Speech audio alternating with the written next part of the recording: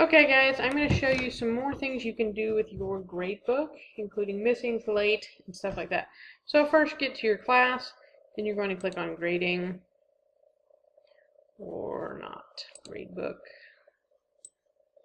And then you're going to enlarge this if you need to. I went ahead and put some fictitious grades in here for my first two assignments. And what I found out is, one, if you're entering grades, if you just do down arrow, it'll take you to the next one, so it makes entering pretty quick. The other thing is, if you're in a box and you press space bar, it automatically brings up the comments box that we had before that we used to have to make a whole bunch of clicks on.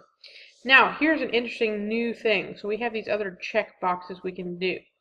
So anytime a work is late or missing or any of these things, so exempt would be like they had the flu for a week and we decided as a team to not count those assignments, or they had a concussion or something like that, or if they just did half it. So here's lots of good things you can check.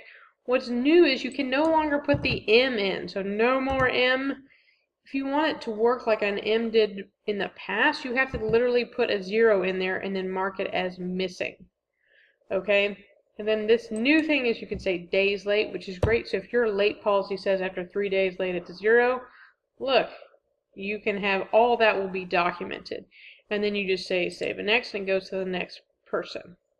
Now, not only is that cool, but when the students look in the student view, it'll be able to sort and say which of their assignments is missing and late, just as a sorting option. So it's really important that you include those check marks there, because parents and students will be able to sort and respond accordingly. What I did find out is you can do more than the maximum points, so this was over and it did calculate it accordingly. The other very, very cool thing is this reports option. So here we go. So there's lots of different ways you can run a report.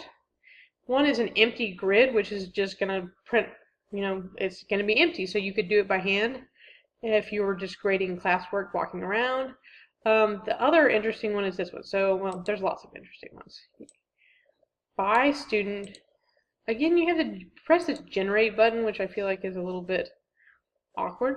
But here it is. It goes through each of the assignments and tells you all the good specs on it.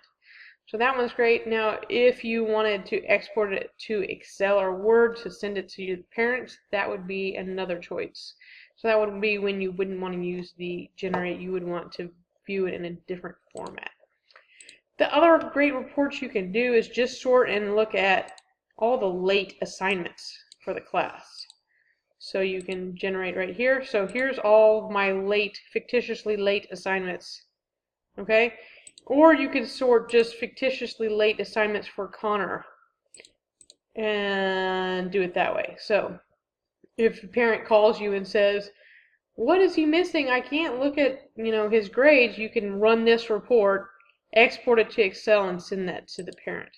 So those are some really interesting new things we have there, and I'm excited to see how marking late will work with the student view. So there you go.